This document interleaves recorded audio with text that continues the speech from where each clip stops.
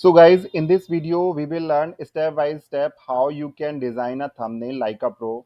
And इस video में मैं स्टेप बाय स्टेप सारी चीज़ें आपको क्लियर करूंगा, सारी चीज़ें आपके साथ एक्सप्लेन करूंगा। एंड इस वीडियो में हम एक ऑनलाइन फ़ोटो एडिटर का इस्तेमाल करेंगे जिसका नाम है फोटोपी।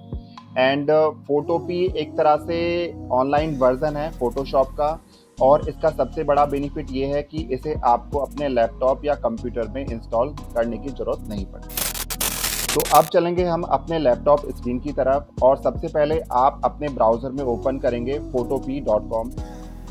एंड यहाँ पे कुछ इस तरह का इंटरफेस आपको देखने को मिलेगा। अब यहाँ पे आपको एक ऑप्शन मिलेगा न्यू प्रोजेक्ट का, आप इस पर क्लिक करेंगे और यहाँ पे अपने थंबनेल का साइज सेलेक्ट कर लेंगे। तो यहाँ पे मैं लूँगा 1920 वेट और 1080 हाइट, और यहाँ पे मैं क्रिएट वाले ऑप्शन पे क्लिक कर दूँगा। तो यहाँ पे हमारा जो YouTube थंबनेल का जो साइज़ है वो यहाँ पे आ चुका है। इसके बाद आप नीचे जाएंगे और यहाँ पे आपको एक ऑप्शन मिलेगा, इस पर आप राइट क्लिक करेंगे और इसके बाद आप जाएंगे कलर फिल के अंदर, और यहाँ पे हम जो बैकग्राउंड है थंबनेल का वो ब्लैक रखेंगे। तो यहाँ पे मैं ब्लैक कलर यहाँ पे सेलेक्ट करूँगा और ओके बटन पे क्लिक करूँगा। तो यहाँ पे आप देख सकते हैं हमारा जो बैकग्राउंड है थंबनेल का वो ब्लैक हो चुका है। इसके बाद फिर से हम नीचे जाएंगे और यहाँ पे आपको एक ऑप्शन मिलेगा लेयर का, न्यू लेयर का। तो यहाँ पे हम क्या करेंगे, 2 लेयर ऐड करेंगे। तो यहाँ पे आप देख सकते हैं हमारी 2 लेयर्स आ चुकी हैं, लेयर 1 और लेयर 2।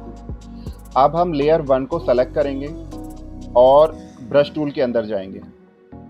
ब्रश टूल में जाने के बाद यहाँ पे हम कलर सेलेक्ट करेंगे। तो गाइज यहाँ पे आप देख सकते हैं मैंने एक वेबसाइट ओपन की हुई है जिसका नाम है designs.ai/colors/color-wheel। तो यहाँ पे आपको ये व्हील मिलेगा और यहाँ पे आप अपने अकॉर्डिंग कलर को सेट कर सकते हैं। ठीक है, आप इसको ड्रैग एंड ड्रॉप करेंगे, ड्रैग करेंगे तो ये कलर्स यहाँ पे आपको डिफरेंट कलर्स आपको विजिबल होंगे।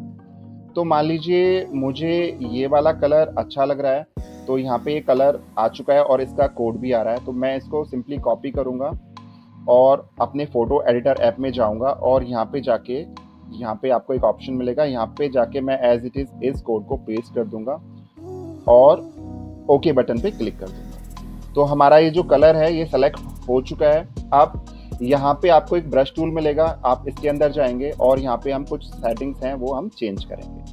तो यहाँ पे हमें एक ऑप्शन मिलेगा, हम ये वाला ऑप्शन सेलेक्ट करेंगे, ब्लर वाला ऑप्शन, और जो साइज़ है वो हम पूरा 1000 पिक्सल का ले लेंगे। ठीक, इसके बाद हम अपने थंबनेल पे जाएंगे और सिंपली क्लिक करेंगे कुछ इस तरह से।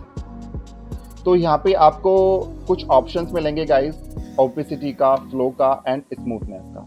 ठीक है, तो अगर मैं कंट्रोल ऐड करूँ और यहाँ पे ओपेसिटी हमें 100% रखने देनी है, फ्लो भी हमें 100% रखना है, और हम मान लीजिए स्मूथनेस को कर देते हैं 65%। ओके, इसके बाद हम अपने थंबनेल पे जाएंगे और सिंपली यहाँ पे क्लिक करेंगे तो कुछ इस तरह का इफेक्ट आपके सामने यहाँ पे विजिबल हो जाएगा।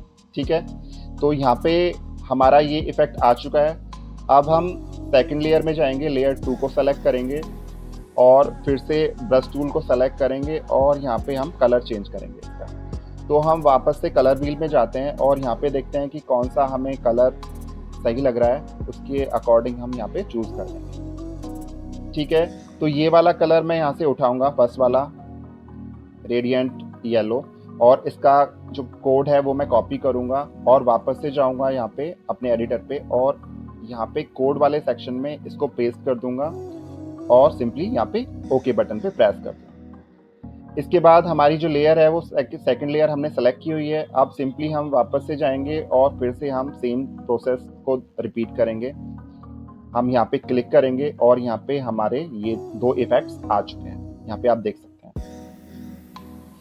अब आपको क्या करना है, देखिए यहाँ पे आपको एक ऑप्शन मिलेगा मूव का, यहाँ पे आप जाएंगे, ये मूव वाला ऑप्शन है, इस पर हम क्लिक करेंगे और इसको आप अपने अकॉर्डिंग इसको एडजस्ट कर सकते हैं। ठीक है, मेक श्योर आपके दोनों ऑप्शंस ऑन रहने हैं। ऑटो सेलेक्ट वाला ऑप्शन अगर आप इसको ऑन रखेंगे तो आपको सारी चीज़ें विजिबल रहेंगी और क्लियर रहेंगी। ठीक है, दूसरा एक ऑप्शन है ट्रांसफॉर्म कंट्रोल्स का, तो अगर आप इसको डिसेलेक्ट कर देंगे तो यहाँ पे आपका जो एरो है या ये जो सिलेक्शन टूल है ये वर्क नहीं करेगा, तो हमें इसको भी ऑन रहने देना है। अब हम क्या करेंगे, यहाँ पे अपने अकॉर्डिंग इसको सेलेक्ट कर लेंगे। वापस से हम मूव टूल को पे जाएंगे और जो हमारी जो सेकंड लेयर है हम इसको भी सेलेक्ट कर लेंगे।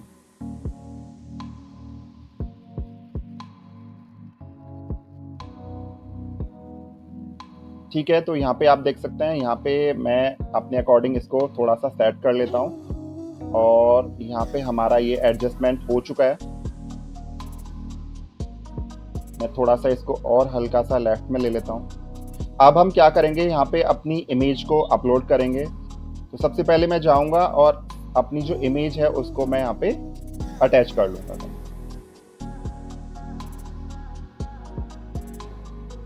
तो यहाँ पे आप देख सकते हैं ये इमेज हमारी आ चुकी है। अब मैं इसको अपने अकॉर्डिंग यहाँ पे ड्रैग एंड ड्रॉप कर लूँगा एंड यहाँ पे आप देख सकते हैं मैंने अपने अकॉर्डिंग ये सारी चीज़ें यहाँ पे ड्रैग करके सेट कर ली हैं।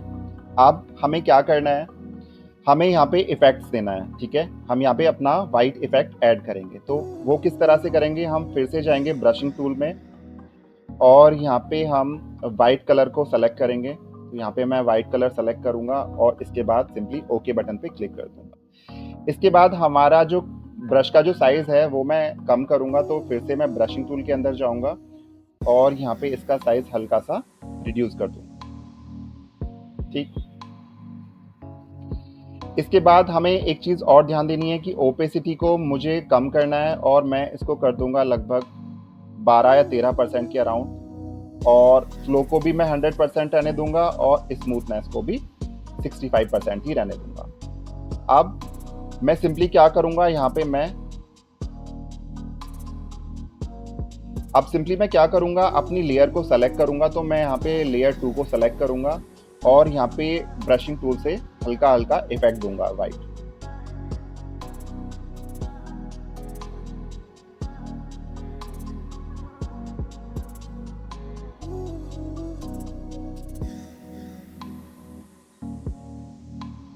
और सेम चीज़ मैं इधर भी करूँगा। ठीक है, यहाँ पे भी मैं एक तरह से हल्का सा वाइट जो हमारा इफेक्ट है बैकग्राउंड में वो मैं यहाँ पे दे दूँगा। ठीक है, तो मैं जल्दी से ये कंप्लीट कर लेता हूँ और यहाँ पे आप देख सकते हैं हमारा काफ़ी अट्रैक्टिव लग रहा है, बैकग्राउंड भी काफ़ी अट्रैक्टिव लग रहा है। अब हम क्या करेंगे, हम यहाँ पे अपना जो टेक्स्ट है वो हम ऐड करेंगे। हमारा जो बैकग्राउंड है और जो हमारी जो 4 इमेज है, ठीक है, वो हमारी यहाँ पे सेट हो चुकी है ऑलमोस्ट और मैं ज़्यादा लंबा नहीं खींचना चाहता इस वीडियो को। तो हम क्या करेंगे, हम वापस से जाएंगे मूव टूल के अंदर और यहाँ पे हम टेक्स्ट सेलेक्ट करेंगे। ठीक है, टेक्स्ट का एक ऑप्शन मिलेगा, इसको हम सेलेक्ट करेंगे और इसके बाद यहाँ पे भी हमें ऑप्शन मिलेंगे। ठीक है, फिल्टर करने के लिए। तो यहाँ पे आप क्या करेंगे, देखिए यहाँ पे आप अपने फ़ॉन्ट्स को अपलोड भी कर सकते हैं। तो एक सबसे अच्छी वेबसाइट है गाइस द फॉन्ट। आप इसको ओपन करेंगे सिंपली, अगर आप कोई भी कस्टमाइज जो टेक्स्ट है वो आप यहाँ पे अपलोड करना चाहते हैं तो सबसे पहले आप thefont.com पे जाएंगे और मैं अभी जो यूज़ कर रहा हूँ वो सैंस सेरिफ कर रहा हूँ। तो इसको हम सेलेक्ट करेंगे और यहाँ पे आपको बहुत सारे फ़ॉन्ट्स मिल जाएंगे। ठीक है, तो यहाँ से आप इनको डाउनलोड करेंगे। इसके बाद जिप एक्सट्रैक्टर से इसको आप एक्सट्रैक्ट कर लेंगे। इसके बाद यहाँ पे आप सिंपली जाएंगे एडिटर में और यहाँ पे किसी भी फॉन्ट स्टाइल पे क्लिक करेंगे और यहाँ पे आप इस ऑप्शन पे क्लिक करेंगे लोड फॉन्ट पे। इसके बाद आप इसको अपलोड कर लेंगे। तो यहाँ पे मेरे कुछ फॉन्ट्स अपलोडेड हैं तो मैं यहाँ पे सिंपली उनको सर्च करूँगा। तो अभी मैंने जैसे एक फॉन्ट अपलोड किया हुआ है कूल वाटिका, तो मैं इसको सेलेक्ट करूँगा और यहाँ से मैं एक लेयर और ऐड कर लूँगा। ठीक है, टेक्स्ट के लिए। तो यहाँ पे जाऊँगा मैं और यहाँ पे आप देख सकते हैं मेरी तीसरी लेयर यहाँ पे ऐड हो चुकी है। अब यहाँ पे मैं टेक्स्ट को ऐड करूँगा। तो मान लीजिए मैं यहाँ पे दे देता हूँ सीक्रेट और फिर से मैं इसको कंट्रोल ए से सेलेक्ट करूँगा और इसका साइज़ मैं यहाँ से इंक्रीज़ कर लूँगा। ठीक है, तो यहाँ पे मेरा जो साइज़ है वो इंक्रीज़ हो चुका है। आप इसके बाद फिर से हम यहाँ पे टेक्स्ट वाला ऑप्शन मिलेगा, इसके अंदर जाएंगे और यहाँ पे भी आपको कुछ इफेक्ट्स देखने को मिलेंगे। ठीक है, तो यहाँ पे आप अपने अकॉर्डिंग इनको सेट कर लेंगे। इसके बाद आप इसका साइज़ अगर बढ़ाना चाहते हैं तो इसका साइज़ हमें थोड़ा सा बढ़ाना है, तो हम फिर से मूव टूल में जाएंगे और इसको सेलेक्ट करेंगे और यहाँ से इसको ड्रैग कर देंगे। तो यहाँ पे हमारा जो फॉन्ट है वो यहाँ पे ड्रैग हो जाएगा और यहाँ पे आप देख सकते हैं हमारा एक फॉन्ट आ चुका है यहाँ पे, और यहाँ पे हमने ये टेक्स्ट ऐड कर लिया है। ठीक है, इसके बाद हम न्यू लेयर फिर से ऐड करेंगे। तो यहाँ पे आप देख सकते हैं मेरी न्यू लेयर आ चुकी है, लेयर 4, और फिर से हम एक टेक्स्ट को ऐड करेंगे।